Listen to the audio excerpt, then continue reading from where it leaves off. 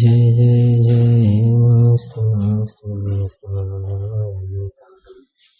नमो सिद्धाणं नमो ऐर्याणं नमो वच्छायाणं नमो वै सहसां नमो समय साराय स्वानुभूत्या चकासते चित्स्वभावाय भावाय सर्वभावान्तरच्छिते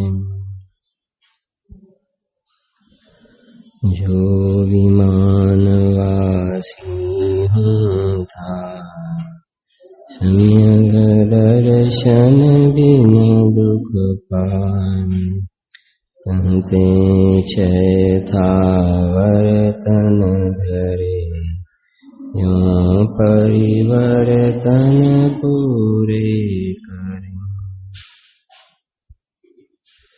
चहु गति दुख जीव भरे हैं परिवर्तन पंच करे सब विधि संसार असारम यहाँ में सुख नाही लगा।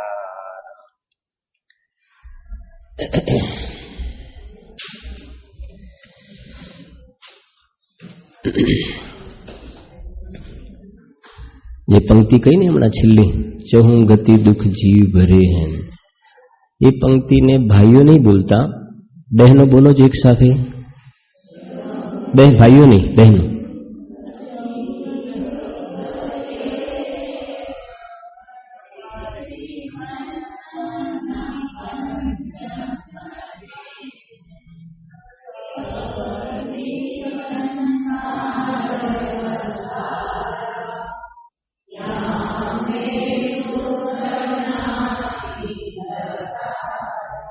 अरे भाइयों बोलो जो साथे, अरे भाइयों साथे बोलो, बोलो बोलो।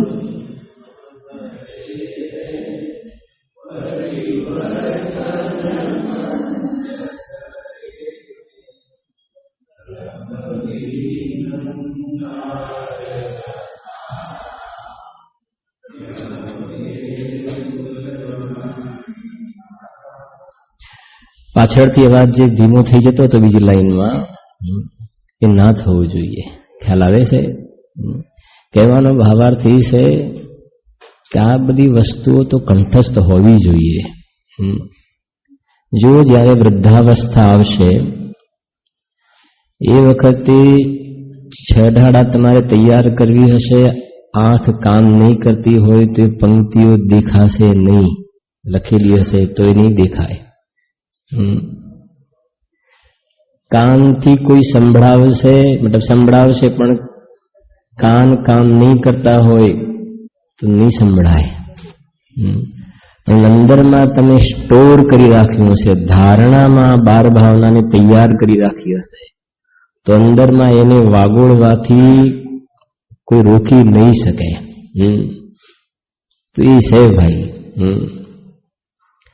મને હું રોજ કહું છું કે સ્વયંને પોતાના જીવન જીવવાની અત્યારની પદ્ધતિ છે એના ઉપર દયા આવવી જોઈએ. ભલે બહારમાં એમ કહેવાતું હોય એ બહારની વાત બહારમાં રખડવાની છે. સમજાય છે કે નહીં? કે જેના ફળમાં જે કહ્યું ચહુ ગતિ દુઃખ જીવ ભરે હે પરિવર્તન પંચ કરે હે. તો પરિવર્તન પંચ કરે હે, આ તો કોઈનું મરણ થાય તો બેસવા ગયા હોય તો આ પંક્તિ બોલવાની. તે પરિવર્તન પંચ કહેતા એક પહેલો જ પરિવર્તન જે દ્રવ્ય પરાવર્તન એમાં જોયું કે કેટલો લાંબો કાળ નીકળે છે. અને એનાથી વધારે કરુણાની વાત તો એ થઈ કે એકેન્દ્રિય જીવમાં આ જીવ ખૂબ કાઢ્યો છે.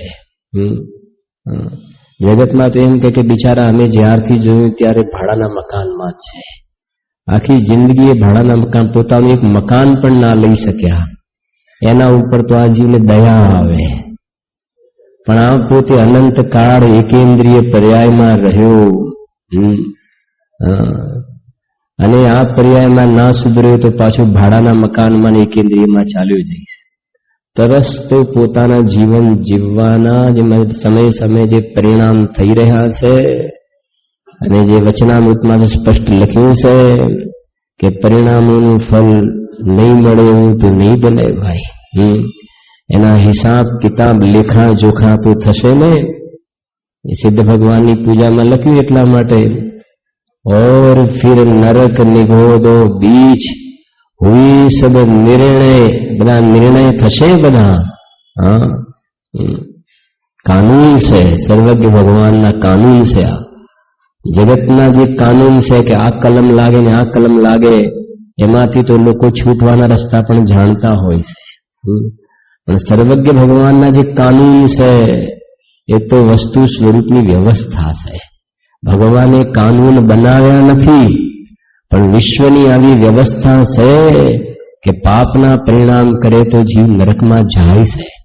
ભગવાન કોઈ લઈ જતા નથી, પણ ભગવાન એમના જ્ઞાનમાં જાણ્યું છે કે આ પાપના પરિણામ કરે છે તો જેટલા સમય પ્રબદ્ધ આવે છે ને, હવે સમય પ્રબદ્ધ એટલે ખ્યાલ આવે ને, જે કર્મ પરમાણુઓ આવે છે એ કર્મ પરમાણુઓમાં નો કર્મ એટલે એમાં નરકનું શરીર મળે એવા પરમાણુ આવે છે. ભાવભાષણ થાય છે ને એના સમજાયની એ પરમાણુ આવે છે તો ઔદારિક શરીરને યોગ્ય પણ આવે, વૈક્રિયકને યોગ્ય પણ આવે, પણ મંદ કષાયના સ્વાધ્યાયના પોતાના સ્વરૂપનો વિચાર કરવાના પરિણામ છે તો એમાં જે નિષેકો આવે છે કર્મ પરમાણુ, એ દેવ પર્યાયમાં દેવનું વૈક્રિયક શરીર મળે એવા પરમાણુ આવે. ખ્યાલ આવે છે? પેલા નરક ના મળે એવા પરમાણુ આવે. તે પરમાણુઓને બોલાવે છે કોણ? કોણ બોલાવે છે પરમાણુને? કોણ? શું તમે કહો છો ને? ઇન્વિટેશન. ઇન્વિટેશન કાર્ડ છપાવે છે ને, કોસ્ટલી ઇન્વિટેશન કાર્ડ હોય છે ને, બસ આની પણ કોસ્ટ ચૂકવવી પડે છે. ઇન્વાઇટ કરે છે, પરિણામ કરીને એ કર્મને ઇન્વાઇટ કરે છે, અને પછી કર્મ બંધાય છે. આબાધા કાળ પછી કર્મ ઉદયમાં આવે છે, દંડો લઈને પાછળ પડી જાય છે. પાછળ પડી જાય છે, આવશે નરકના દુઃખો. બસ એ મારો કાપો સિવાય બીજું ત્યાં કઈ છે નહીં. એ નથી રહેવાતું, પણ ભાઈ રહેવાતું હતું એ વખતે તું અંદરમાં ના રહ્યું ને. હા, એ વખતે તો બહારમાં રોકાવું, તો હિસાબ કિતાબ તો કરવા પડશે ને. એટલે આ પરાવર્તનના સ્વરૂપને સમજવાનું છે ભાઈ. આમાંથી છૂટવાનું આમાં છે.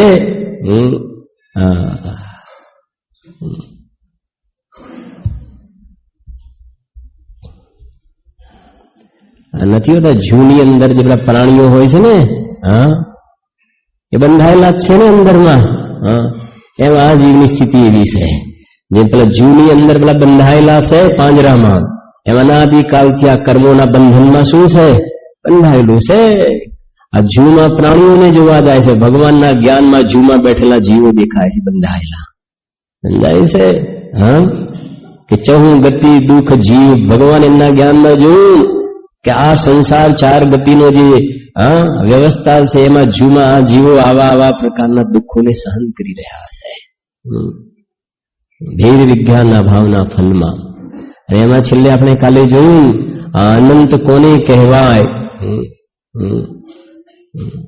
અને મોબાઈલમાં આંકડા ના આવતા તો મોબાઈલ બંધ કરીને મૂકી દો, આ જ્ઞાનને ખોલો જરાક. કે જે અનંતની વાત થઈ એને સમજવા માટે 10 મિનિટ આપણે સમજીશું. પહેલા બહુ અગત્યના પ્રકરણો છે એક. હવેના જે બાકીના જે 4 વ્યાખ્યાન જેટલું થાય પૂરું તો આરામથી થઈ જશે, હવે વાંધો નથી મને. પણ એક વાતો બહુ સમજવા જેવી છે, બહુ જ એક તમને અપીલ કરશે અંદરમાં, કેમ કે આખો અત્યારે આપણે બેઝ આખો ક્લિયર થયું છે.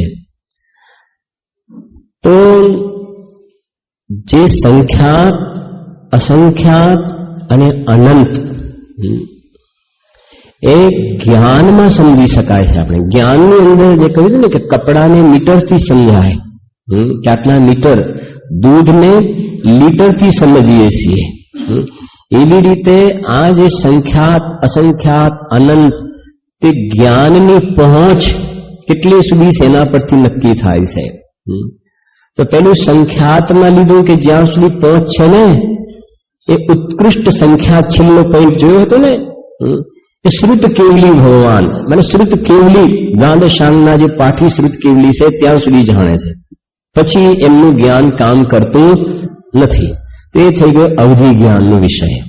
અવધિ જ્ઞાનનું એ અવધિ જ્ઞાની એ સ્ટાર્ટિંગ થયું એ જગન્ય અસંખ્યાત, અને જાણતા જાણતા જાણતા જે સંખ્યાઓ જાણે, વર્ષને જે જાણે એ ઉત્કૃષ્ટ અસંખ્યાત ત્યાં સુધી સર્વાવધિ જ્ઞાની છે એ ત્યાં સુધી જાણે છે.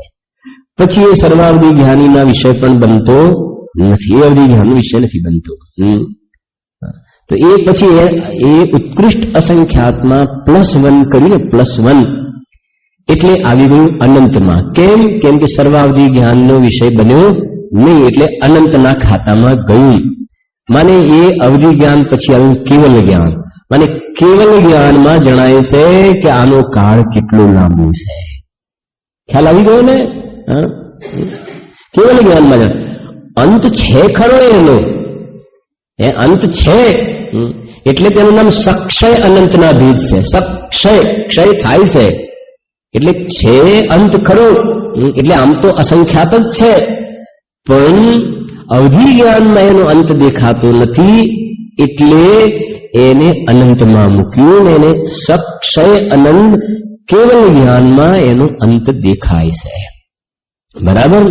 હવે એ સક્ષય અનંતની મેં રાશિઓ લખાવી હતી. તો પહેલી શરૂઆત કરી અભવ્ય જીવોની સંખ્યા.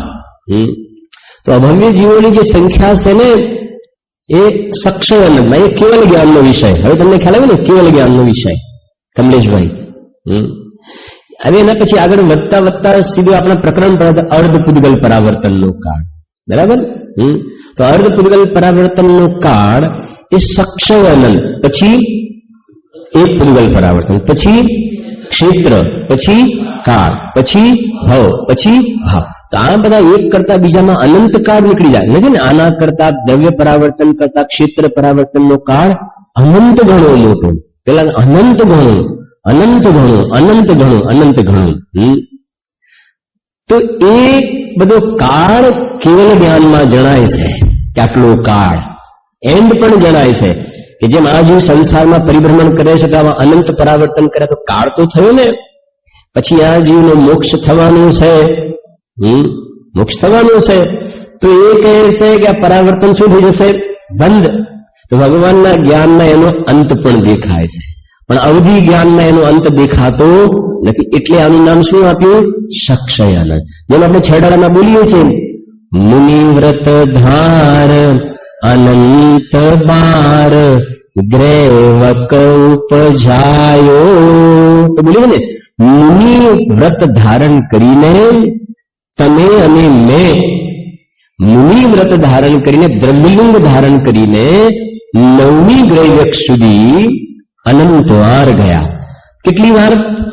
અનંત કહ્યા ને, અનંત, અનંત વાર ગયા. પછી મોક્ષમાં ચલા જઈશું ને, એટલે પછી તો અનંત શબ્દ વાપર્યો ને એ સક્ષય અનંત માટે. સક્ષય, જો અક્ષય અનંત હોય તો જીવનો ક્યારે મોક્ષ થાય જ નહીં. એટલે જ્યાં અનંત શબ્દનો પ્રયોગ છે ત્યાં કયા પ્રકારનો અનંત છે એનું જ્ઞાન હોવું જોઈએ. અને તમારે એક્ઝામની અંદર આજે મેં લખાવ્યું ને 5 એમાંથી ગમે તે એક આવશે. દાખલા તરીકે ભાઈ ક્ષેત્ર પરાવર્તન એ ખાલી જગ્યા રાશિ છે, સક્ષય અનંત કે અક્ષય અનંત, કૌંસમાં 2 લખ્યા હોય. ક્ષેત્ર પરાવર્તન એ ખાલી જગ્યા રાશિ છે, સક્ષય અનંત કે અક્ષય અનંત, તો શું? સક્ષય અનંત. આવા પ્રકારના પ્રશ્ન આવશે. સિમ્પલ જોડકા જોડો. ખ્યાલ આવે કે નહીં? હા, કૌંસમાંથી આપેલા છે બધી જવાબ, તો મને ખાલી જગ્યા હશે. બરાબર છે? બીજું કઈ લાંબુ લખવાનું કે ખાડો કરવાનો ને આટલા એવું બધું કઈ નથી પૂછવાનું. આપણે સિમ્પલ પ્રશ્ન, સિમ્પલ જ આવશે એકદમ. તમે રૂટીન ખાલી સાંભળ્યું હશે તો તમે લખી શકશો આરામથી. એકદમ સરળ પેપર રહેશે. જો તમે એમ કહેશો કે આ ભાઈઓને બહુ કે તમે એમ કે એમને પાડો ના ચડાવો પરીક્ષા આપવા માટેનો. ખ્યાલ આવે છે કે નહીં? કે હા, અમે પાડો જ ચડાવીએ છીએ. હું વારે ઘડ્યું કે અમારા તલોદમાં બધાએ પરીક્ષા આપી હતી, અનિલભાઈએ પણ આપી, બધા નાના મોટા બધાએ 72. તો કોઈ બધા વધારે ચડાક હોય ને એમ કહીને શૈલેષભાઈ પાડો ચડાવે છે. હા, અમે પાડો જ ચડાવીએ છીએ. પણ આગળ વધવા માટે પારો ચડાવીએ છીએ. ખોટા કામ કરવા માટે પારો નથી ચડાવતા. ખ્યાલ આવે છે ને? પારો ચડે તો સારું, તો કહું છું. પણ તું એ ભડનો દીકરો છે ને, હા કે નહીં તો કે આપણને બધી આદતો રહે છે ને. છેવટે તો ભાવ ભાષણ જ કરવાનું છે ને, બુદ્ધિ વધારે છે ને. છેવટે તો ભાવ ભાષણ જ કરવાનું છે ને, આમાં સમજવાનું જ છે ને. પરીક્ષા આપવા ના આપવાથી શું ફરક પડે છે? મેં કહ્યું ને, ઉપર રોજ કુંડ ભગવાનના દર્શન કરવા જાઓ છો ને તો જોજો લખે છે એમને તો નોટ પેન કોઈ આપી નથી. તમને તો આપી છે, કોઈ આપી નથી. ત્યાંથી તાડપત્ર ઉઠાવી, ત્યાંથી ભાવ આવે તો ઉઠાવીને એ લખે છે. તો એના કરતા તો મોટો નથી ને. આચાર્ય ઉપાધ્યાય સાધુ પરમેષ્ઠીનું શું સ્વરૂપ છે વિચાર તો કરો. એ પ્રશ્ન પૂછે છે, જવાબ આપે છે, ચર્ચા વાર્તા કરે છે કે નહીં? સ્વાધ્યાયના અંક કયા છે એ બધા હોવું જોઈએ ભાઈ. તો આગળ વધવાનો અવકાશ રહેશે ભાઈ. હવે એની આગળ લખો અક્ષય અનંતની રાશિ. હેડિંગ આપો બીજા પાના ઉપર. નોટ કદાચ તમારી ભરાવા પણ આવી હશે અમુક અમુકની, બીજી લઈ લેજો, વાંધો નથી. ભરાઈ ગઈ છે ને, કઈ વાંધો નહીં. આત્મા અનંત ગુણોથી ભરેલું છે, નોટ કેમ નહીં ભરાય? હા આત્માના અનંત ગુણો અક્ષય લખાવીએ છીએ, આવશે. અક્ષય અનંતની રાશિ, બરાબર? એમાં લખો પેલું સિદ્ધ રાશિ.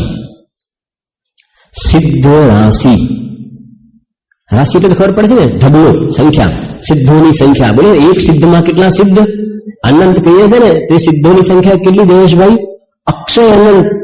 એનું એમ નહીં, કેવલ જ્ઞાનમાં પણ એનો અંત નહીં દેખાય એટલે એનું જ્ઞાન ઓછું છે એમ નહીં, પણ અનંતને અનંત તરીકે જાણે છે. સમજાય છે?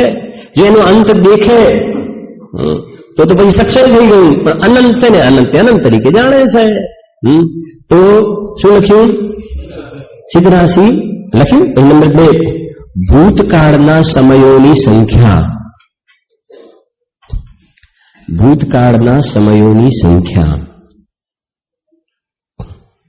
આ બધાને એક એકમાં કહું તો એક એકમાં અડધો કલાક જવું છે મારે, પણ નથી, મારે આગળ જવું છે. એક એકમાં તમારે આપણને એમ થાય કે આ શું છે. લખો આગળ. એક નિગૂઢ શરીરમાં રહેલા જીવોની સંખ્યા. એક નિગૂઢ શરીરમાં રહેલા જીવોની સંખ્યા. ખ્યાલ આવે ને? હવે તમને આના પર અંદાજ આવી ગયો ને ભાઈ જયેશભાઈ? સિદ્ધોની સંખ્યા જે કહી ને, એના કરતા અનંત ગણા તો પેલા ભૂતકાળના, એના કરતા અનંત ગણા એક નિગૂઢમાં રહેલા શરીરના. હવે તમને ખ્યાલ આવી ગયો ને કે કેટલા મોક્ષી જશે? થઈ ગયું ને ભાવ ભાષણ? પેલાનો અનંતનો ભાગ ને એનો અનંતનો ભાગ કરો, એટલા જ મોક્ષી જશે. 3 કાળ એમાં નંબર લગાવવાનું છે. એમાં કહ્યું ને, બગાસું ખાતા પતાસું મળી જાય એવું નહીં બને ભાઈ. મહેનત કરવી પડશે. મહેનત માને વેદ વિજ્ઞાનનો અભ્યાસ. હવે લખો આગળ સંપૂર્ણ જીવ રાશિ. સંપૂર્ણ જીવ રાશિ. પછી એનાથી આગળ લખો પુદ્ગલ રાશિ. પુદ્ગલ નો ઢગલો, પુદ્ગલ રાશિ. હવે ખ્યાલ આવે ને, પુદ્ગલ તો જીવ પછી આગળ આવે નંબર, એટલે 3 કાળમાં ક્યારેય બધા જીવ ભેગા થઈને પણ પુદ્ગલોને ભોગવી શકશે નહીં. પુદ્ગલ રાશિ. પછી લખો ભવિષ્યકાળના સમયોની સંખ્યા. ભવિષ્યકાળના સમયોની સંખ્યા. હવે હું તમને પ્રશ્ન પૂછું છું, બહુ આનંદ આવશે તમને. ભૂતકાળના સમયોની સંખ્યા વધારે કે ભવિષ્યકાળના સમયોની સંખ્યા વધારે આવી? નવનીતભાઈ, કોની વધારે આવી? ભવિષ્યકાળના સમયોની સંખ્યા વધારે આવી ને, કેમ કે ભૂતકાળ પછી તો વચ્ચે કેટલા સ્ટેપ આવી ગયા? કેટલા સ્ટેપ આવ્યા? 3 આવી ગયા. વચ્ચે 3 આવ્યા ને, નિગૂઢ, સંપૂર્ણ જીવ રાશિ અને પછી ભવિષ્યકાળના સમય આવ્યા. એના પરથી વિચાર કરો કે જીવ ભગવાન બની જાય ને પછી અનંત સુખને ભોગવે છે, તો દુઃખનો કાળ અને સુખનો કાળ, એમાં કયો કાળ વધારે? સુખનો. કેમ કે ભૂતકાળ કરતા ભવિષ્યકાળ, ત્રણેય કાળ પછી અનંત કાળ નીકળી જાય, પછી પેલું આમ માઇનસ થઈ જાય ને પેલું આ બાજુ પ્લસ થાય ને પેલું ભવિષ્ય માઇનસ થાય. એમ નહીં. 3 કાળ જયારે પણ જોવામાં આવે ત્યારે ભૂતકાળ કરતા ભવિષ્યકાળ અનંત ગણો મોટો હોય. એટલે ભગવાન બનવામાં ફાયદો છે. ખ્યાલ આવે છે કે નહીં? નુકસાન તો ક્યાંય નથી આમાં. હા, નુકસાન તો તને આનાથી વિમુખ રહે છે એ મોટું નુકસાન છે. આમાં ફાયદો જ ફાયદો છે કે તમે આમાં પૈસા રોકો તો 5 વર્ષે પેલામાં 10 વર્ષે આમાં તમે રોકાણ કરો 5 વર્ષે ડબલ થઈ જાય છે. ખ્યાલ આવે કે આમાં રોકાણ કરો. અમારું અહીંયા ભગવાન કહે તારા ઉપયોગની અંદરમાં રોકાણ કરને, ઉપયોગની અંદરમાં રોકાણ કરતો અનંત કાળ સુધી અનંત સુખ ને લખી છે. અધ્યાત્મ નીકળે છે કે નહીં? બોલો આમાંથી અધ્યાત્મ નથી. આ બેનિફિટ ની તો વાત છે ને, ભવિષ્યનો કાળ આનંદ ઘણો મોટો છે ને. તો મહાવીર ભગવાનનો ભૂતકાળ યાદ કરો અને ભવિષ્ય સીધી વાત છે, આનંદ ઘણો મોટો. પછી લખો આગળ. પછી તમે એક કામ કરો, 7 થી બીજા નથી લખાવતો, ઘણા લાંબા છે. 7 to 17, 7 થી 17 ડેશ કરી દો. ખાલી 7 થી 17 છોડી દઈએ છીએ આપણે. 7 to 17 ડેશ ડેશ ડેશ કરી દો.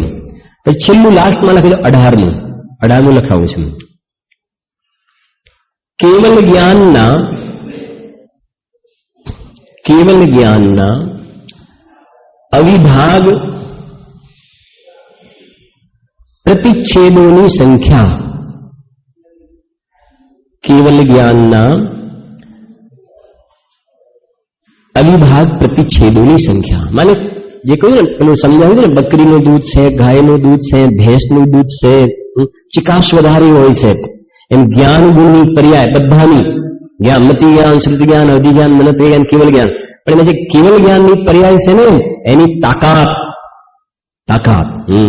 જેમ ભેંસના દૂધમાં તાકાત ઘણી હોય, ચિકાસ ફેટ કાઢે છે ને, ફેટ ચિકાસ વધારે હોય, એમ કેવલ જ્ઞાનની તાકાત સૌથી વધારે છે. એના અવિભાગ પ્રતિચ્છેદ એટલે લખાયું કેવલ જ્ઞાનના અવિભાગ પ્રતિચ્છેદોની સંખ્યા. આટલે આપણું આ દ્રવ્ય પરાવર્તન અહીંયા પૂર્ણ થાય છે. હવે આપણે શરૂ કરીએ છીએ બીજા નંબરનું. કયા પરાવર્તન છે? ક્ષેત્ર પરાવર્તન. હવે તો તમને ખ્યાલ છે ને કે આવા દ્રવ્ય પરાવર્તન જે કર્મ ને નો કર્મ કહ્યું ને, એવા કેટલી વાર પૂરા કરે ત્યારે ક્ષેત્ર પરાવર્તન એક થાય. આવા દ્રવ્ય પરાવર્તન 1, 2, 3 એમ નહીં, આવા દ્રવ્ય પરાવર્તનના કાળ અનંત વાર પૂરા કરે. અનંત વાર આવા દ્રવ્ય પરાવર્તનનો કાળ પાસ થતો જાય. કેટલો લાંબો કાળ થઈ ગયો. એટલો કાળ પૂરો થાય ત્યારે એક ક્ષેત્ર પરાવર્તન થાય છે. એક ક્ષેત્ર પરાવર્તન. હવે એની લખો, ક્ષેત્ર પરાવર્તનના લખો 2 પ્રકાર છે. ક્ષેત્ર પરાવર્તનના 2 પ્રકાર છે. નંબર 1,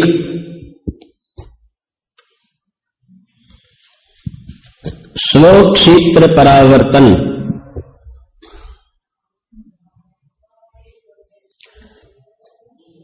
નંબર 2, પરક્ષેત્ર પરાવર્તન.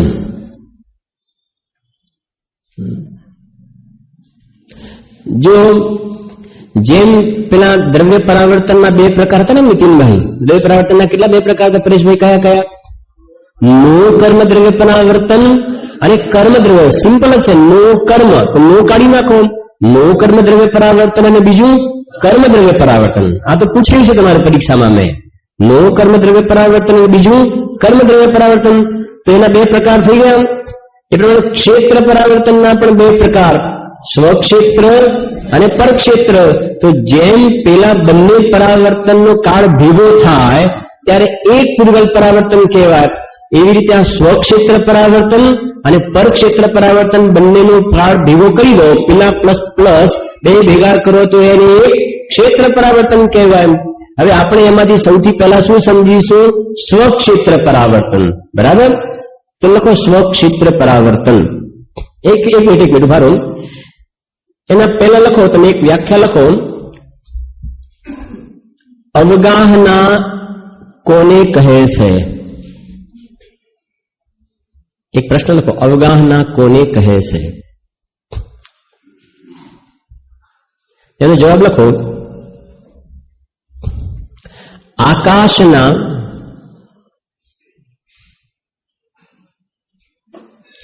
જેટલા ક્ષેત્રને આકાશના જેટલા ક્ષેત્રને શરીર રોકે, આકાશના જેટલા ક્ષેત્રને કોણ રોકે? શરીર રોકે. થઈ ગયું સિમ્પલ રમેશભાઈ. આકાશના જેટલા ક્ષેત્રને શરીર રોકે તેનું નામ અવગાહના છે. બરાબર? કારણ કે આની આખા પ્રકરણમાં જો વારે ઘડી અવગાહના શબ્દ આવશે તો આપણું આ શરીર છે ને, તો ત્યાં આકાશ પણ છે કે નહીં? તો આકાશના જેટલા પ્રદેશો આ કવર કર્યા શરીરે, તો એને શું કહેવામાં આવે છે? અવગાહના. એને અવગાહના કહેવામાં આવે છે. હવે અવગાહનાની અંદર જો ખાલી પહેલા લાઈન વાંચી જવું છે એટલે તમને થોડુંક કયા વર્ડ્સ આવ્યા, બરાબર? એટલે તમને આપણે એનું ઇમ્પોર્ટન્સ શું છે, સ્વક્ષેત્ર પરાવર્તન હું વાંચું છું ખાલી પહેલા. સૂક્ષ્મ નિગોડિયામ લબ્ધ પ્રયાતકી જગન્ય અવગાહના. કયો શબ્દ આવ્યો અવગાહનાની આગળ? जगन्य अवगाहनाम घनांगुल के असंख्यात में भाग है और महामच्छ की उत्कृष्ट अवगाहना, अवगाहना का कोई शब्द आयो? उत्कृष्ट अवगाहना 1000 योजन लंबी, 500 योजन चौड़ी और 250 योजन मोटी है. तो सौथी नानी अवगाहना आई और सौथी मोटी अवगाहना. यहां योजन का प्रमाण मतलब नानो प्रमाण लें क्योंकि शरीर की अवगाहना व्यवहार योजन से होती है. उक्त जघन्य अवगाहना से लेकर उत्कृष्ट अवगाहना तक क्रम से एक एक प्रदेश अधिक अवगाहना के शरीर को लेकर जन्म लेने को एक स्वक्षेत्र परावर्तन कहते हैं. હવે જો તમને થોડું અવગાહનાનું સમજાવી દઉં.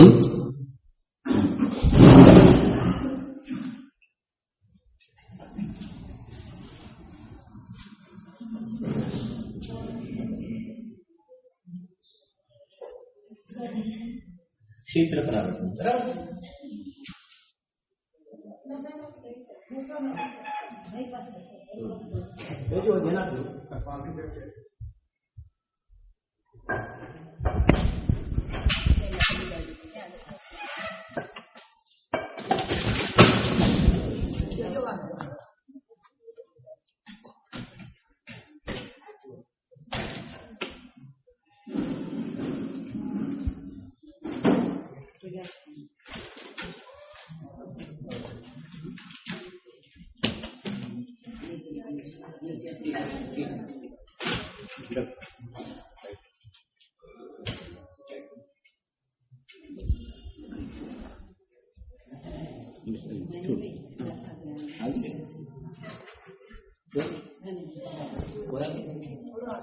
मेरी बाजू बिल्कुल नहीं दिखी. रस बराबर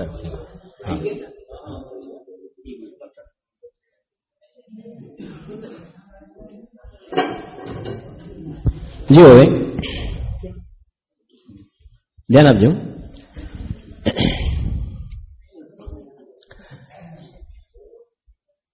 જે અવગાહના છે ને, અવગાહના એ 3 ડાયમેન્શન ફિગર છે બરાબર. એક પહેલા હું આ સમજાવી દઉં, તમને લખી દઉં છું. એક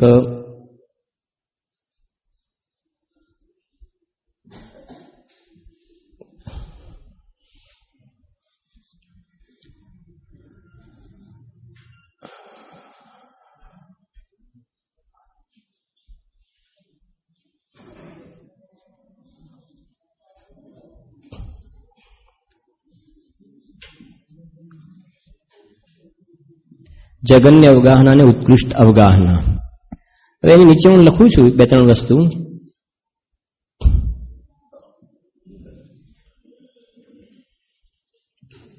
પાંચ મિનિટમાં એકદમ સરળ થઈ જશે આ વસ્તુ, અઘરું નહીં લાગે તમને.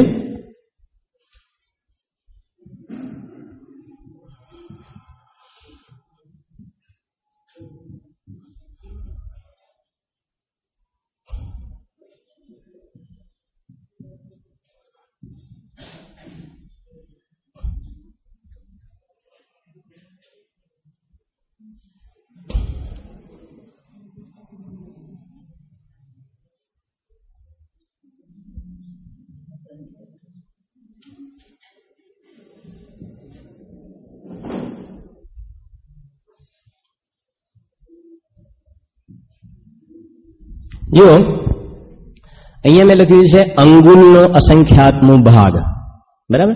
પછી શું લખ્યું છે? ઘનાંગુલ, પછી છે ઘન મીટર, પછી છે ઘન યોજન, છે ઘનરાજુ. આ ઘન મીટરમાં મેં રાઉન્ડ એટલા માટે કર્યું છે કે એ આપણા લૌકિક ભાષામાં સમજવા માટે મેં વચ્ચે લખ્યું છે કે જલ્દી ખ્યાલ આવે. પણ આપણે જે આગમની અંદર જે પ્રયોગ થાય છે અંગુલનો સંખ્યાત્મક ભાગ, ઘનાંગુલ, ઘન યોજન, ઘન રાજુ.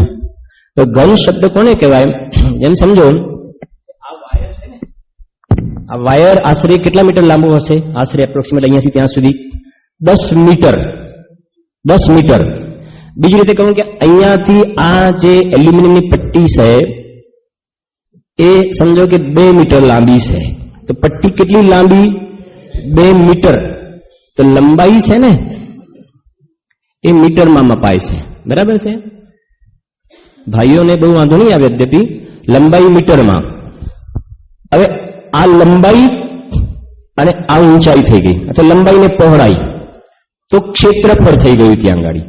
લંબાઈ પછી બીજું માપ આવ્યું, લંબાઈ ગુણ્યા પહોળાઈ, લંબાઈ ગુણ્યા પહોળાઈ. જેમાં આ લંબાઈ અને આ થઈ ગઈ પહોળાઈ, તો આ શું નીકળી ગયું? આપણે જે કહે છે ને કાર્પેટ એરિયા કે જે કંઈ કહો છો, એક ક્ષેત્રફળ, બે માપને મલ્ટીપ્લાય કરો એટલે એને લખાય ચોરસ મીટર. આગળ શબ્દ આવશે ચોરસ મીટર. ચોરસ એટલે ચોરસ એવું નહીં, પણ બે લંબાઈ ગુણ્યા ચોરસ મીટર. આ બ્લેક બોર્ડ છે ને, આ બોર્ડ થઈ આ ખાલી લંબાઈ છે ને, લંબાઈ ગુણ્યા પહોળાઈ ઊંચાઈ, તો બે મલ્ટીપ્લાય કરે એટલે આ આખું બોર્ડનું શું નીકળી ગયું? આપણે ક્ષેત્રફળ. પણ અવગાહના હોય ને, અવગાહના એમાં 3 માપ જોઈએ. આપણી બોડી છે ને તેની ઊંચાઈ થઈ, પછી આટલો ભાગ થયો આમ, બીજો અને ત્રીજો આમ, 3 ભાગ થયા. એટલે અવગાહનાની અંદર 3 ડાયમેન્શન જોઈએ, 3 ડાયમેન્શન, કે જેને આપણે આ રીતે સમજી શકીએ. આ રીતે થઈ જશે ને, જે આપણો તેલનો ડબ્બો કે જે કઈ હોય છે 3 ડાયમેન્શન. 3D પિક્ચર તો બધાને ખ્યાલ હશે મારા ખ્યાલથી, હવે નહીં સમજાવવું પડે બહુ. 3D માં શું ફરક? 3 પછી D કેમ લાગે છે? D શેનું લાગે છે? ડાયમેન્શન. ભલે પછી આમ જોતી વખતે આમ જોતા હોય ને એકદમ જાણે પેલો સાપ આવતો એકદમ આમ થઈ જાય ઘડીકમાં, પેલો બોલ મારે સીધો આમ થઈ જાય 1 સેકન્ડ માટે. તો માને પછી ચશ્મા તમે કાઢી નાખો તો 2D થઈ જશે ને મારા ખ્યાલથી. હા, એ અધ્યાત્મનું એક પ્રકરણ છે, ક્યારેક તમને સમજાવીશ, અત્યારે વિષય નથી, તમને આનંદ આવશે. કેમ કે અમે એક વખતે ગયા હતા લાસ્ટ યર, અમારા સંબંધી અહીંયા આલ્ફા મોલ છે ને, તેમાં એક બધું બોટનિકલ આખો એક મૂવી છે કે અંદર બધા જંગલમાં પ્રાણીઓ કેવી રીતે રહે, અને એકદમ સર્પ આવે તો આમ, અને પેલો વાંદરાઓ ક્રિકેટ રમતા હોય બોલ મારે, ત્યારે પેલા ચશ્મા પહેર્યા છે એટલે જીવ દુખી છે. એમ મિથ્યાત્વના કારણે જેમ પેલા ચશ્મા પહેરે બધું ઉપર આવતું એવું લાગે છે, એમ આ દુકાન મારીને મકાન મારનું બધું ઉપર કેમ આવે છે? મિથ્યાત્વના ચશ્મા પહેર્યા છે એટલે. ખેર આ તો થોડી વાત આવી કહી દીધી વચ્ચે, સમજો જરા. કે અવગાહનાની અંદર 3 વાત આવે, અવગાહનામાં 3 વાત આવે, બરાબર. હવે જે સૌથી નાનામાં નાની અવગાહના, સૌથી નાની જે નિગોરિયા જીવ છે, જેને લબ્ધ અપર્યાપ્ત સૂક્ષ્મ નિગોરિયા જીવ, એટલું બધું યાદ ના રહે તો ખાલી એટલું તમે યાદ રાખશો ચાલે કે નિગોરિયા જીવને શોર્ટમાં. આમ તો એનો ફરક છે ઘણા, પણ નિગોરિયા જીવની છે કે અવગાહના કેટલી હોય છે? એકદમ નાની અવગાહના હોય. એટલે એના તમે લંબાઈ, પહોળાઈ ને એની જે જાડાઈ જે કોને એ 3 માપ કાઢો તો એની અવગાહના સૌથી ઓછી હોય છે. કે કેટલી? કે જો આ જે ઘન મીટર તો ખ્યાલ આવી ગયો ને કે 1 metre by 1 metre by 1 metre, એટલે આ શું થઈ ગયું? આપણું ઘન મીટર અવગાહના થઈ. એટલે સેન્ટરમાં મેં લીધું છે. અહીંયા આ બાજુ ઉપર આવો તો નાનું માપ છે એનાથી. ઘનાંગુલ એટલે શાસ્ત્રમાં માપ છે અંગુલ બાય અંગુલ બાય અંગુલ. તો આ શું થઈ ગયું? ઘનાંગુલ. અહીંયા નિગોરિયાનો નંબર છે, નિગોરિયાનું સ્થાન આ જગ્યાએ છે. થઈ ગયું ને ક્લિયર? હવે કે એક ઘના અહીં લખ્યું છે અંગુલનો, અહીંયા ઘનાંગુલનો, સોરી ઘનાંગુલનો, ઘનાંગુલનો કેટલામો ભાગ? તો ઘનાંગુલ છે નાનું માપ છે, એનો પણ અસંખ્યાતનો શું કરો? ભાગ. એ નિગોરિયાની નાનામાં નાની અવગાહના છે. ક્ષેત્ર પરાવર્તન, સ્વક્ષેત્ર પરાવર્તનનું સ્ટાર્ટિંગ ત્યાંથી થાય છે. મને આ જીવે ખ્યાલ આવે છે ને, ક્ષેત્ર પરાવર્તન કેટલી વાર કર્યા? અનંત વાર. તો એ તલનું ત્યાંથી ગણતરી ચાલુ થાય છે. એ ત્યાં જન્મ્યો, બરાબર. હવે જોજો ઘનાંગુલના સંખ્યાત્મક ભાગ, પછી ઘનાંગુલ ઘન, પછી આવીશું ઘન યોજન. તો આપણે એક બે વાર જોયું કે છેલ્લો જે સ્વયંભૂ રમણ સમુદ્ર છે, લાસ્ટ સ્વયંભૂ રમણ સમુદ્ર, એ સ્વયંભૂ રમણ સમુદ્રના મધ્યમાં એ મહામત્સ્ય રહે છે. મધ્યમાં રહે છે, કિનારે નથી રહેતા, એ મધ્યમાં રહે છે, સ્વયંભૂ મધ્યમાં. એ જે મહામત્સ્ય એની અવગાહના સૌથી મોટી હોય છે, ઉત્કૃષ્ટ અવગાહના આ જગનની નિગોડિયાની, અને ઉત્કૃષ્ટ અવગાહના સ્વયંભૂ રમણ સમુદ્રમાં જે મહામત્સ્ય સ્વયંભૂ રમણ, લવણ સમુદ્રનું નહીં, લવણ સમુદ્રમાં તો હોય જ નહીં, બીજા કોઈમાં નહીં, છેલ્લામાં જ હોય. આવું કદાચ તમારે પૂછાઈ જાય પરીક્ષામાં તો વિચાર આવ્યો, હું પૂછી ગયું ભૂલમાં એમ કે ભાઈ કાલોદદી સમુદ્રમાં રહેલા સ્વયંભૂ રમણ સમુદ્રનું માપ આટલું છે. હા, સ્વયં માપ તો બરાબર છે કે હા ઓકે, પણ કાલોદદી લખ્યું છે ત્યાં, કયો સમુદ્ર હોવો જોઈએ? સ્વયંભૂ રમણ સમુદ્ર, બરાબર. આ મહામત્સ્ય એની સૌથી મોટી અવગાહના છે. હવે આ ઘન યોજનમાં યોજન આવ્યું ત્યાં. અહીંયા શું હતું? અંગુલ. અહીંયા અંગુલ હતું, અહીંયા શું આવ્યું? યોજન. એટલે આ માપ જે અંગુલમાં હતું, અંગુલની જગ્યાએ શેમાં લેવાનું? યોજનમાં. તો આ પ્રમાણે જેટલું ના તો જસ્ટ સમજવા માટે આ દિવસે 3 માપ લઈ લો. તો એ જે મચ્છર આખો પોળો થઈને પડેલો છે ને, એનું માપ કાઢો. તો 1000 યોજન કેટલો છે? લાંબો. 1000 યોજન એટલે 75 કહ્યું હતું. હા, 1 યોજન એટલે કેટલા માઇલ? 1 યોજન એટલે 8 માઇલ. નાનું યોજન લેવાનું, નાનું યોજન. 1 યોજન એટલે 8 માઇલ. એટલે કેટલા માઇલ થઈ ગયો લાંબો? 8000 માઇલ. 1000 યોજન લાંબો, 500 યોજન પહોળો, અને એની આમ ઊંચાઈ હોય ને, જે પેલા મગર હોય છે ને, મગર આમ એની થિકનેસ થાય 250. ગુણાકાર કરો જો કેટલો થશે? 25 50 125, 3 2 5 ને 6, 1 2 3 4 5 અને 6, એટલે 12 કરોડ 12 કરોડ ને 50 લાખ થઈ ગયા ને. 50 અને પછી કેટલા મીંડા છે? 1 2 3 4 5 મીંડા હોય તો શું કહેવાય? લાખ. 50 લાખ અને આગળ આ 7 થઈ ગયા. 1 2 3 4 5 6 અને 7. 7 પછીનો આંકડાને શું બોલવાનું? કરોડ. તો 12 કરોડ 50 લાખ. ઘન શબ્દ લખવાનો ગાડી ખાસ, ઘન યોજન. ઘન યોજન. હવે ખ્યાલ આવ્યો ને તમને? નિગોડિયાનું શેમાં માપ આવશે? ઘનાંગુલનો અસંખ્યાતનો ભાગ, અને ઘન યોજન 12.5 કરોડ. ઘન યોજન એ ઉત્કૃષ્ટ અવગાહના કોની? મહામત્સ્યની, બરાબર. પછી આ ઘન રાજુને પછી સમજીએ છે. ઘન લીધું મોટો જે આખો 343 ઘન રાજુનો જે આખો લોક, એમાં તમારે માપ આવશે આમ રાજુ, આ રાજુ, આ રાજુ. વસ્ત્રાપુરમાં તો 1 રાજુભાઈ છે. આ કેટલા રાજુ થશે? રાજુભાઈ ક્યાં ગયા? 3 રાજુ. ને અત્યારે આપણી પાસે ટાઈમ નહીં રહે, સાંજે તો આપણે એક રાજુનું માપ ચોક્કસ સમજીશું. અડધો કલાક બહુ તમને આનંદ આવશે. રાજુનું માપ સાંભળશો ને તો કેટલું મોટું માપ છે. બહુ ઇન્ટરેસ્ટેડ સબ્જેક્ટ છે. અત્યારે શરૂ પણ કદાચ નહીં કરી શકીએ આપણે. તો આ 1 રાજુ બાય 1 રાજુ બાય 1 રાજુ એટલે 3 ને મલ્ટીપ્લાય કરો એટલે શું કહેવાય ને? ઘન રાજુ, બરાબર. હવે અહીંયાથી શરૂ થાય છે આપણે આ નિગોડિયાથી માંડીને મહામત્સ્ય, બરાબર. હવે જોઈએ એને જરાક આપણે.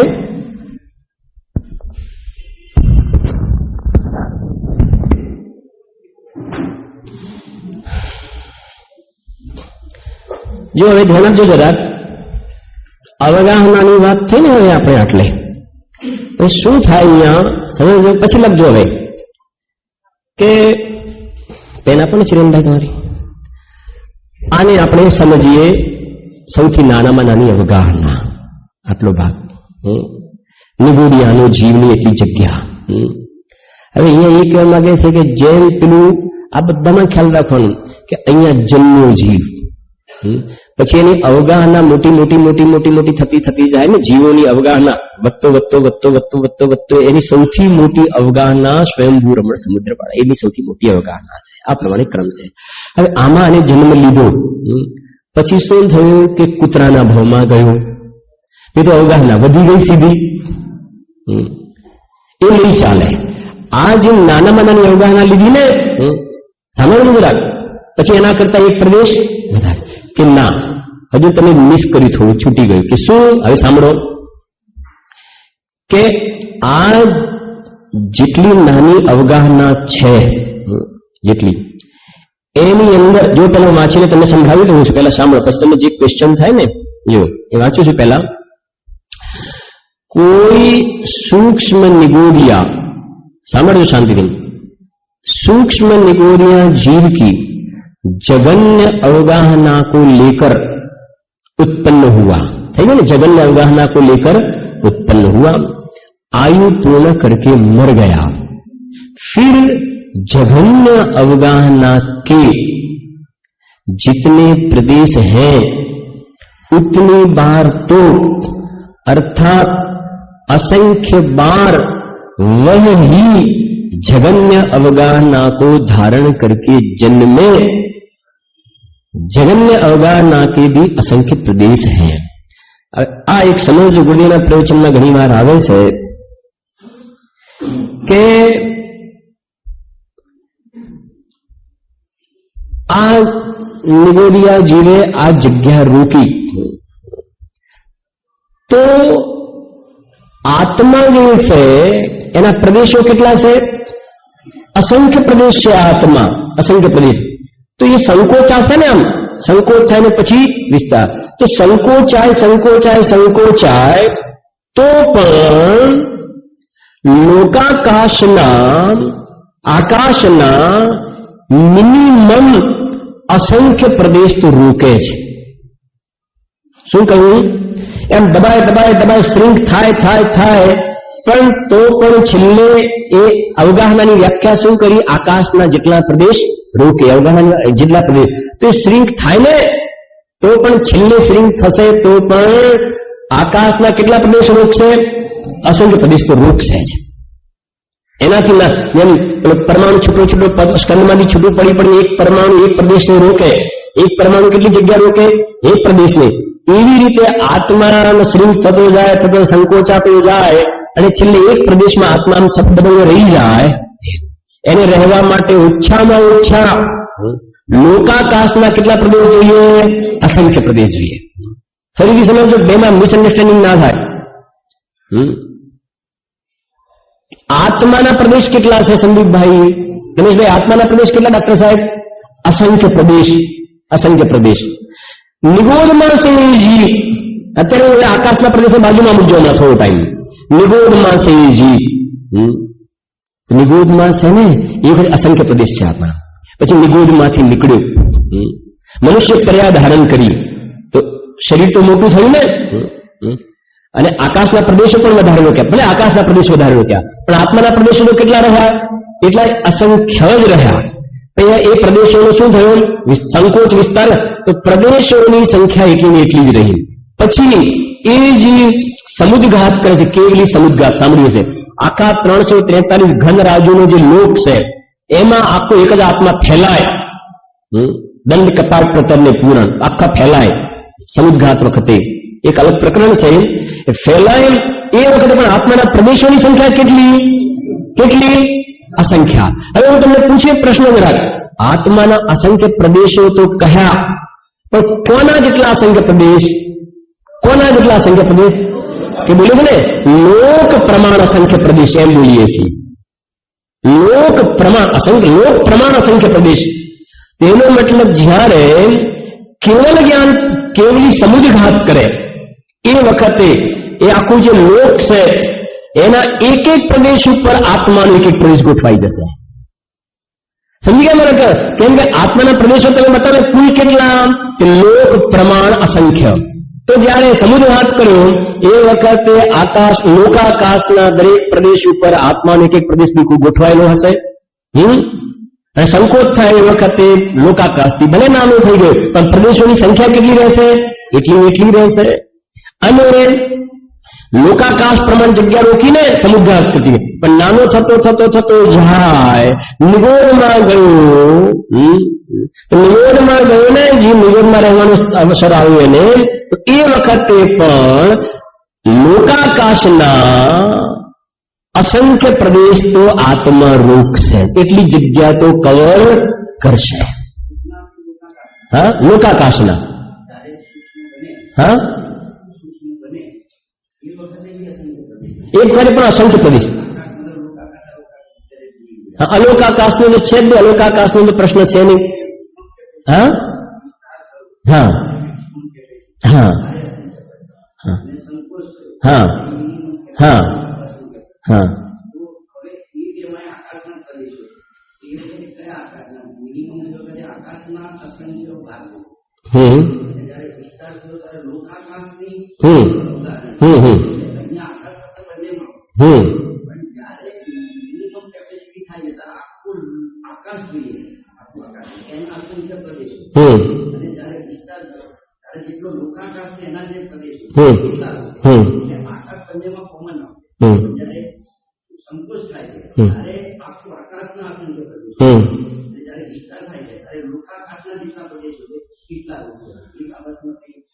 શું ફરી તમે છેલ્લું શું વાક્ય કહ્યું?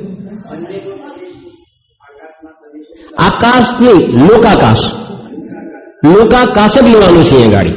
આકાશ તો આવશે જ નહીં, કેમ કે આકાશ લોકાકાશની બહાર તો ધર્મ દ્રવ્ય અધર્મ દ્રવ્ય છે નહીં. પેલી વાત સમજો, લોકાકાશની બહાર તો ધર્મ અધર્મ દ્રવ્ય છે નહીં.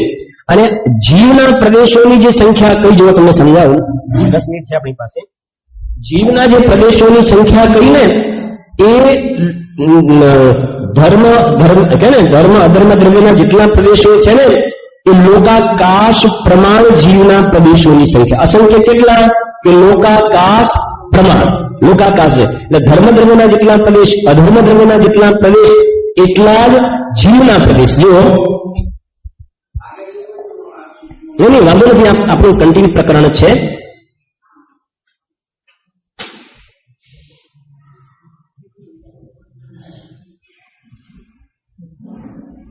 બરાબર છે? આટલે શોર્ટ મેં આપણે સમજીએ છીએ. આરતી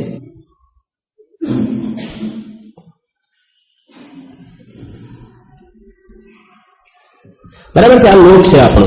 બરાબર, સાંજે આપણે બોર્ડ પર આવો ખુલ્લો બનાવીશું આપણે, પછી સમજાવીશું ડિટેલમાં પર ક્ષેત્રમાં. હવે આ જે છે એની અંદર આ આખો લોકાકાશ છે.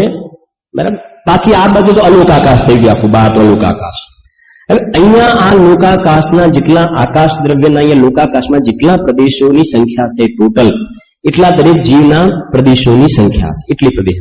હવે જ્યારે આ જીવ સમુદ્રઘાત કરે એ વખત એના બધા પ્રદેશો, આના જેટલા પ્રદેશો છે એના એક એક પ્રદેશ ઉપર એનો આત્મા બિલકુલ એ પ્રમાણે ગોઠવાઈ જશે. એક એક પ્રદેશ ઉપર એક એક આત્માનો પ્રદેશ આવી જશે ત્યાં આગળ. તો કેવળ જ્ઞાનની વાત છે. પણ જયારે પેલા સંસારમાં હતો, નિગોરમાં એ જીવ હતો, તો નિગોરમાં હતો ને એ વખતે સમજો આ જગ્યાએ જીવ હતો. તો એ વખતે એના પ્રદેશો તો એટલા જ હતા જેટલા આટલા પ્રદેશો છે. તો એના પ્રદેશોની સંખ્યામાં ફરક પડતો નથી. એ તો એટલા જ રહે પ્રદેશો, પણ એને સંકોચાયા. હવે સંકોચાયા તો એ વખતે આ જીવે આકાશના કેટલા પ્રદેશો રોક્યા? સમુદ્રઘાત કરતી વખતે બધું કવર કર્યું હતું, પણ સંકોચાયો એ વખતે જીવના પ્રદેશોની સંખ્યા તો એટલી જ રહી. જીવના પ્રદેશોની સંખ્યા તો એટલી જ રહી, પણ એને આકાશનો થોડોક જ ભાગ કવર કર્યો, થોડોક જ પાર્ટ કવર કર્યો. એ જે કવર કરે એ કમસે કમ આકાશના અસંખ્ય પ્રદેશ તો હોય જ. આ અસંખ્ય પ્રદેશ ઘણા અસંખ્ય થઈ ગયા, અને આ અસંખ્ય ઘણા ઓછા અસંખ્ય છે. આ પણ અસંખ્ય છે, આ લોક પ્રમાણ અસંખ્ય કહેવાય. આ લોક પ્રમાણ અસંખ્ય, અને આ જે છે એ નાનું અસંખ્ય છે. કેમ કે આપણે જોઈએ ને અહીંયા આપણા માપ જોઈએ ને, આ જગનનો અસંખ્યાત અને આ ઉત્કૃષ્ટ અસંખ્યાત, જગનનો ઉત્કૃષ્ટ બીજામાં, તો આ તો લોક પ્રમાણ સંખ્યાત થયા, એક લોક પ્રમાણ. અને આ જે જગ્યા રોકી એ અસંખ્ય પ્રદેશો તો રોકે ને રોકે. હા, તો અસંખ્ય રોકશે, પણ લોક પ્રમાણ નહીં રોકે. બાકી તો બધા અસંખ્ય તો રોકે જ. પણ કેવલી સમજદાર થાય એ વખતે લોક પ્રમાણ અસંખ્ય કવર કરે. કેવલી સમજ એ વખતે બિલકુલ લોક પ્રમાણ અસંખ્ય. બાકી એના પ્રદેશો તો અસંખ્ય જ રહે, કવર પણ અસંખ્ય કરે, પણ એ અસંખ્ય નાના પ્રકારના થઈ જશે. જેટલી આકાશના પ્રદેશોને કવર કરે એ પ્રમાણે થઈ જશે ત્યાં આગળ. બરાબર? હવે સમજો જરા કે અહીંયા આપણે શું સમજવું છે. આ તમને ખ્યાલ આવ્યો હશે કે જો હજુ ક્લેરિફિકેશન થતું રહેશે તમને કે આ જે નિગોરિયા જીવનું અહીંયા બર્થ થયું આ જગ્યા પર, બરાબર, એને લોકાકાશના એટલે આકાશના અસંખ્ય પ્રદેશ તો રોક્યા છે. અસંખ્ય પ્રદેશ તો રોક્યા એટલે અહીંયા એ કહેવું છે કે અસંખ્ય પ્રદેશ રોક્યા ને એટલે એ જીવનું મરણ થયું, પછી બીજી જગ્યાએ બર્થ થયું એનું, પછી ત્રીજી જગ્યાએ થયું. પણ કહે છે કે આ પહેલા તો આ અસંખ્ય પ્રદેશ જેટલા કહ્યા ને એ કવર કરવા પડશે તમારે. 1 વાર, 2 વાર, 3 વાર, 4 વાર, 5 વાર, 6 વાર, 7 વાર, 8 વાર, એ પ્રમાણે અસંખ્ય પ્રદેશ એટલે અસંખ્ય પ્રમાણ, અસંખ્યાત વાર એ થઈ ગયું પૂરું. એટલા જન્મ મરણ થઈ ગયા.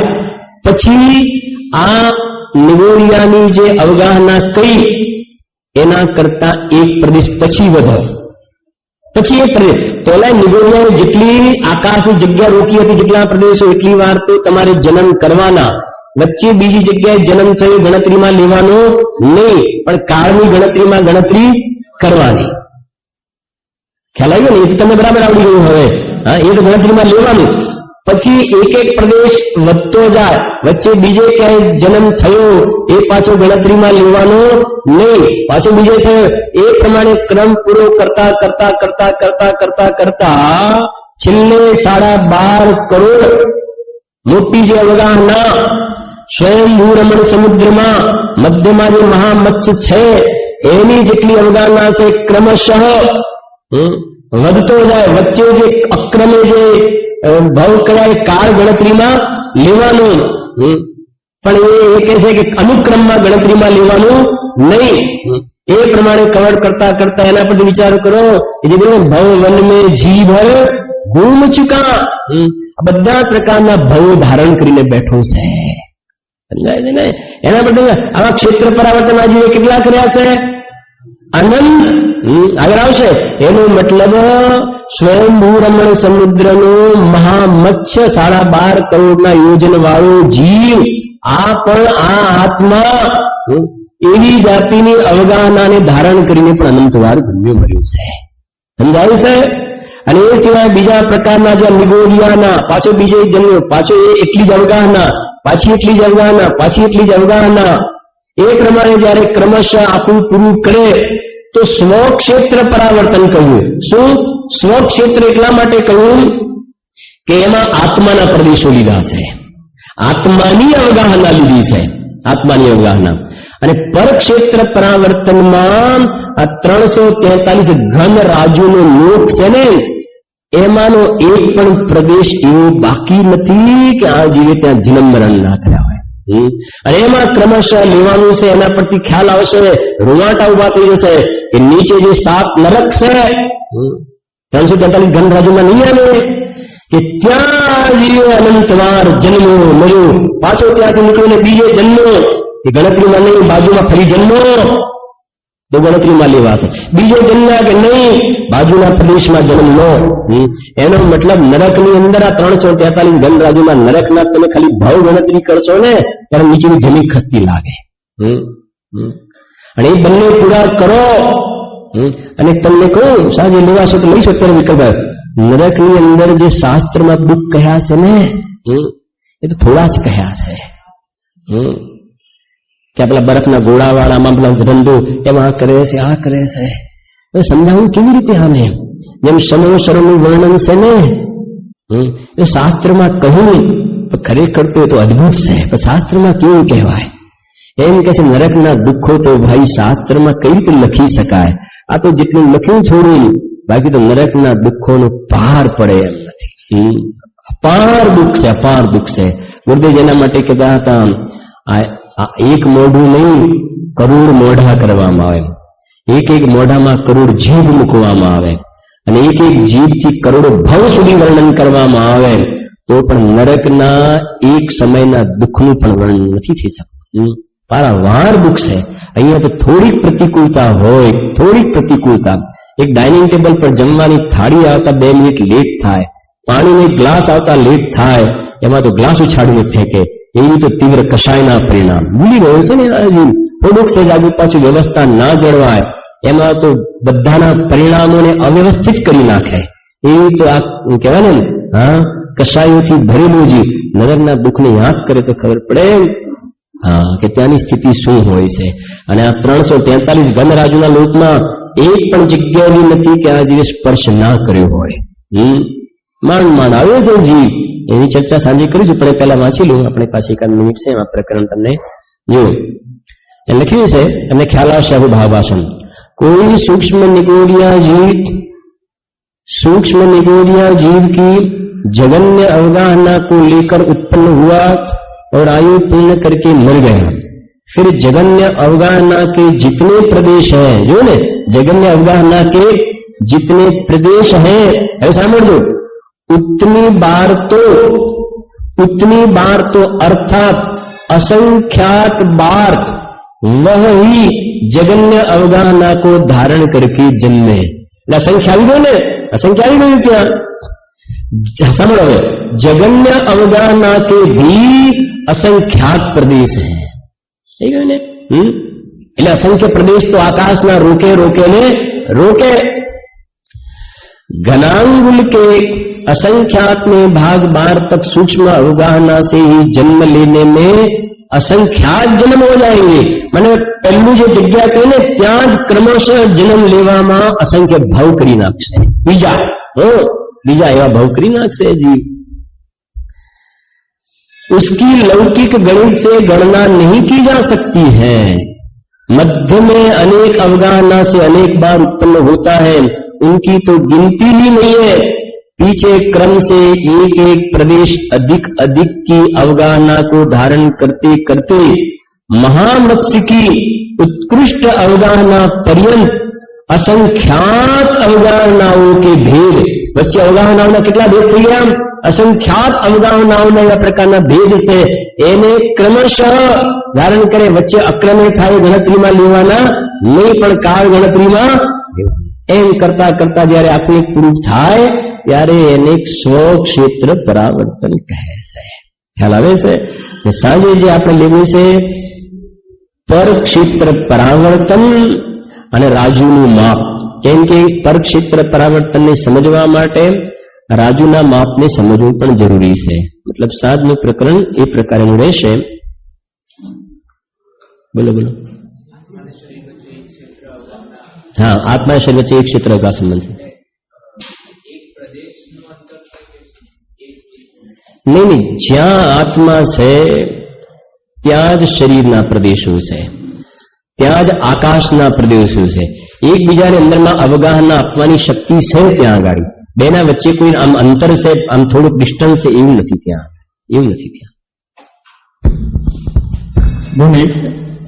આપણે જે કેનેડામાં જે પંચકલન પ્રતિષ્ઠા